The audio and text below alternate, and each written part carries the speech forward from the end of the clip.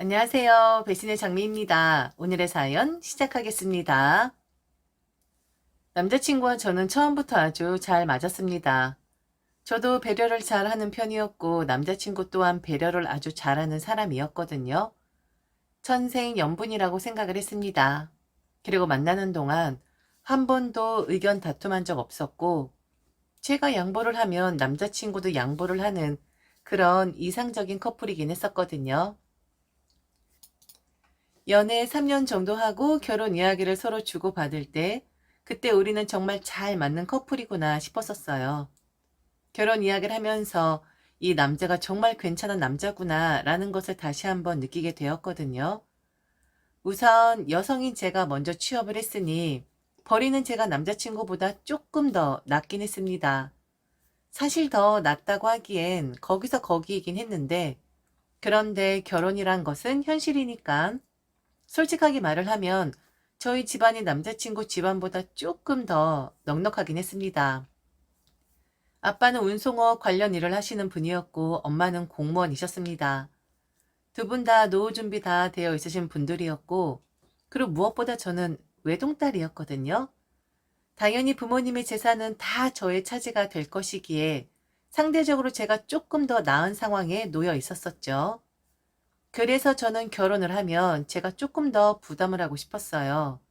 남자친구한테 부담 주고 싶지 않았고 그의 집안 사정 헤아릴 정도로 남자친구를 사랑했으니 스스로 우러나와 그렇게 말을 했었죠. 그런데 남자친구는 나는 자기가 더 부담하는 건 반대야. 무조건 반반으로 해야지. 그리고 나는 결혼하고 나서도 다 반반으로 하고 싶은데? 자기 부담될까 싶어 이렇게 말을 하는 거야. 그리고 내가 조금 더 여유 있는 건 맞으니까. 그런 게 어딨어.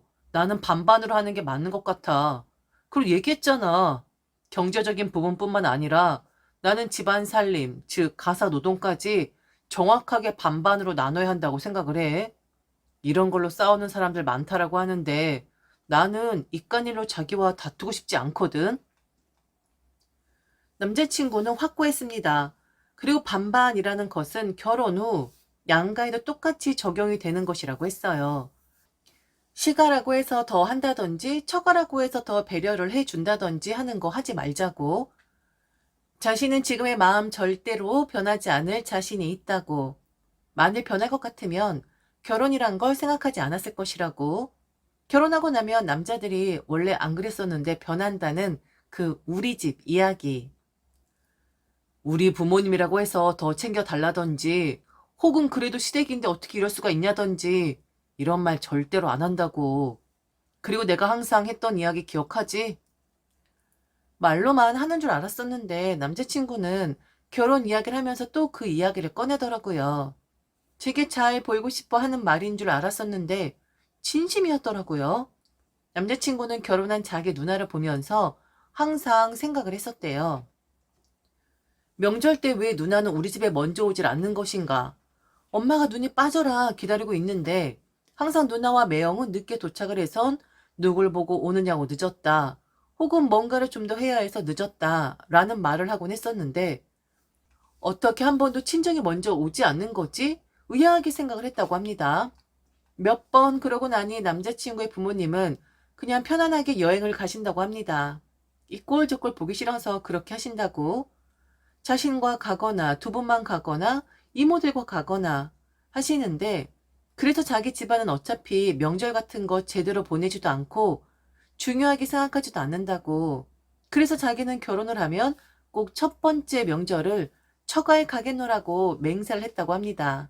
참 저 맹세 앙큼하지 않나요? 왜 꼭 남자 집에 먼저 가야 해? 그럴 필요 전혀 없잖아. 나는 처갓집에 먼저 가겠어. 이젠 좀 바뀌긴 해야 해.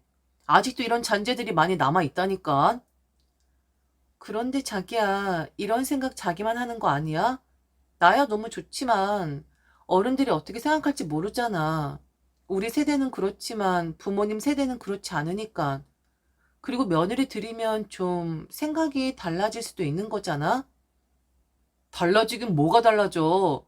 명절은 자기네 집이야말로 제대로 지내는 곳이지. 그러니 처갓집을 먼저 가는 게 옳아. 나는 그렇게 할 거야. 만일 부모님이 싫다면 뭐 어쩔 거야? 나한테 달린 발 내 마음대로 가겠다는데 안 그래? 교과서적인 말이긴 했지만 그래도 고마웠습니다. 절대로 양가 일로 다투지 말자라는 남자친구. 실패해서 다시 돌아오는 친구들을 보면서 많이 배웠다고. 자기와 결혼을 하면 절대로 후회하지 않을 것이다 라고 말을 하는데 너무 감사했죠.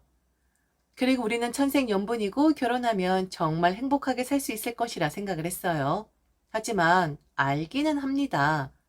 현실적으로 반반 결혼했다고 해서 완벽하게 양가에 반반할 수 없다라는 것을요.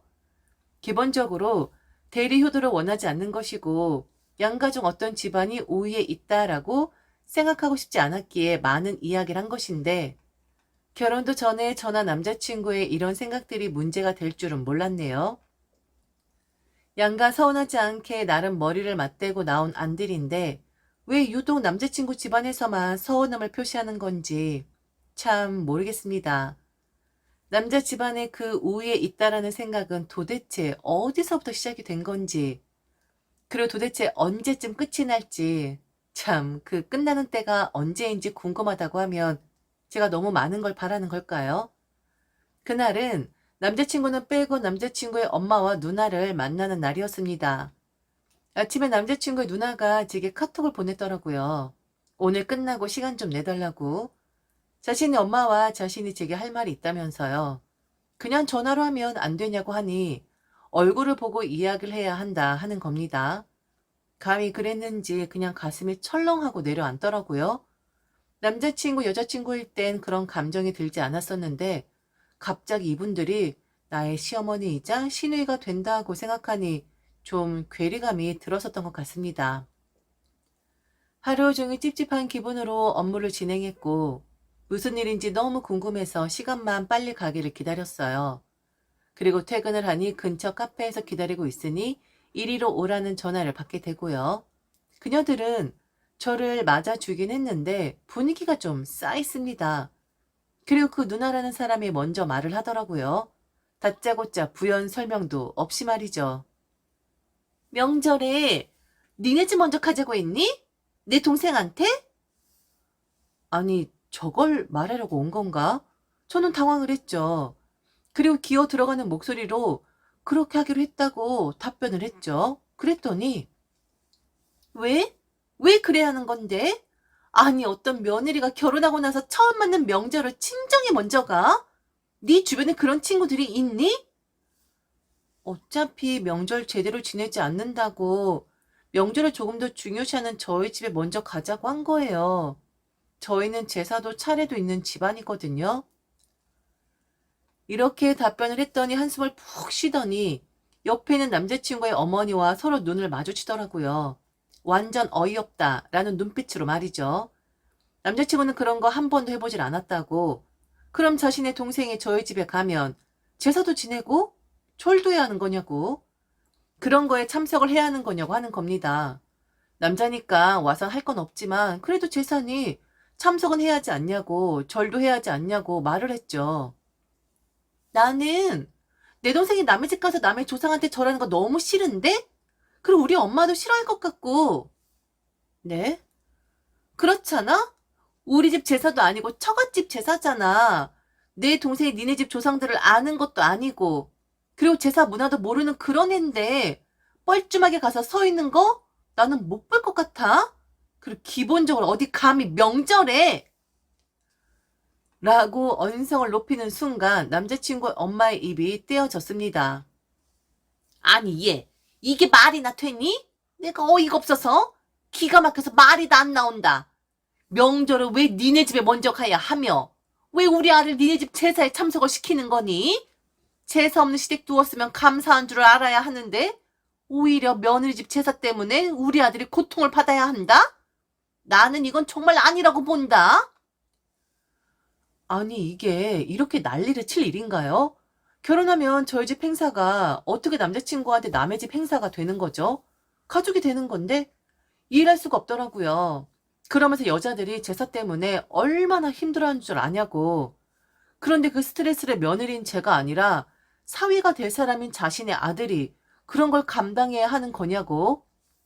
절대로 있을 수 없는 일이라고. 지금 남자친구가 저를 너무 좋아해서 미쳐가지고 말을 하는 것 같은데 우선 명절에 친정에 먼저 간다는 것은 법도에 어긋나는 일이고 그리고 시댁의 풍습에 따라야 하는 것이니 그동안 제사 문화를 몰랐던 자신의 아들이 제사에 참여하는 것을 눈뜨고는 못 보겠다는 겁니다. 아니면 차라리 제사를 없애라고요. 요즘 세상에 하찮게 제사 지내는 사람이 어디 있냐고.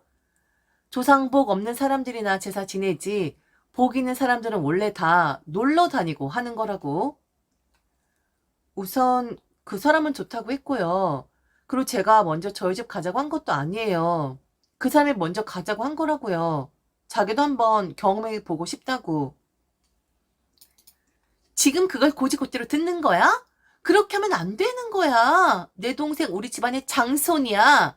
아무리 우리 집에 명절 같은 거 제대로 안 지낸다고 해도 명절은 우리 집에 먼저 와야 하는 것이고 그 니네 집을 자꾸 남의 집이라고 해서 미안한데 여잔 결혼하면 다 그런 거야.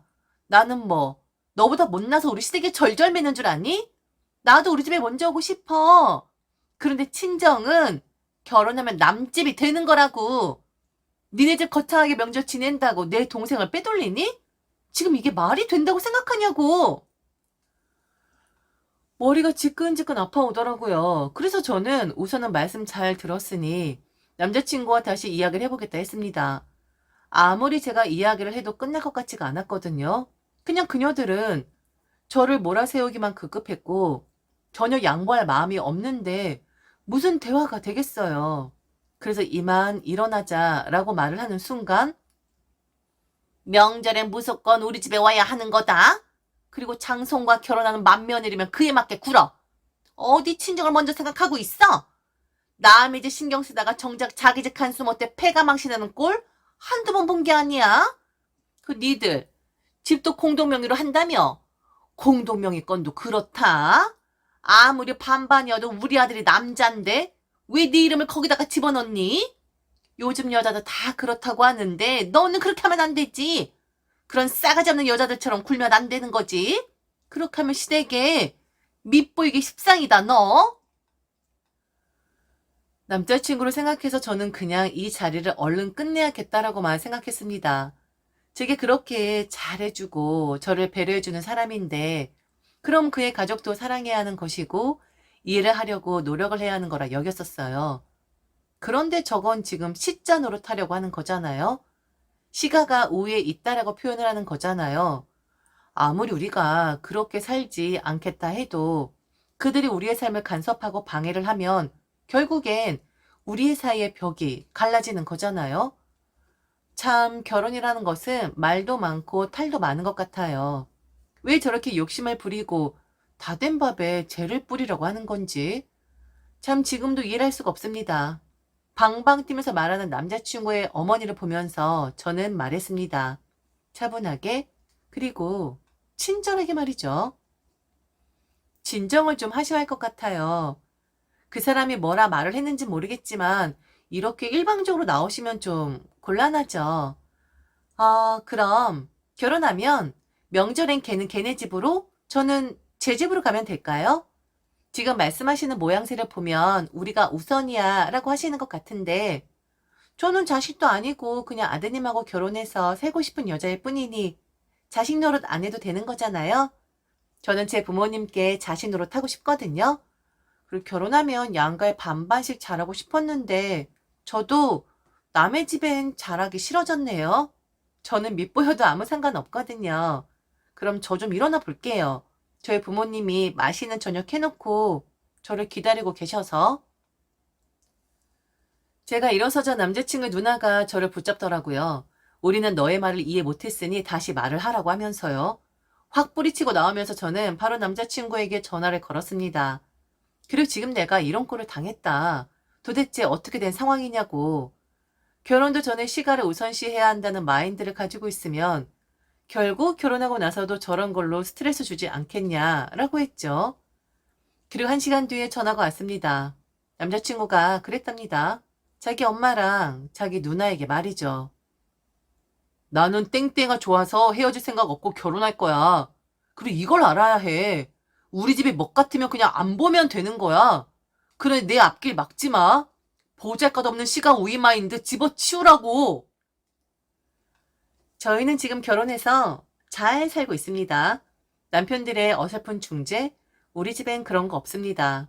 확실하게 남자친구였던 남편은 제 편이고 그리고 결혼 전 이야기했던 모든 것들을 다 이행하며 살고 있습니다. 그 사람이 그렇게 세게 나오니까 시가에서도 저희를 건드리지 못하고 있고요. 그리고 명절도 돌아가면서 한 번은 여기를 먼저, 다음은 저기를 먼저 그렇게 하고 있긴 합니다. 시어머니는 지금도 결혼을 하고 아들을 빼앗겼다 표현을 하세요. 그런데 시어머니가 아무리 그래도 남편이 확고하게 제 편이니까 그렇게 스트레스 받지도 않더라고요. 그냥 저는 웃습니다. 웃는 얼굴에 침 못 뱉는 거니까.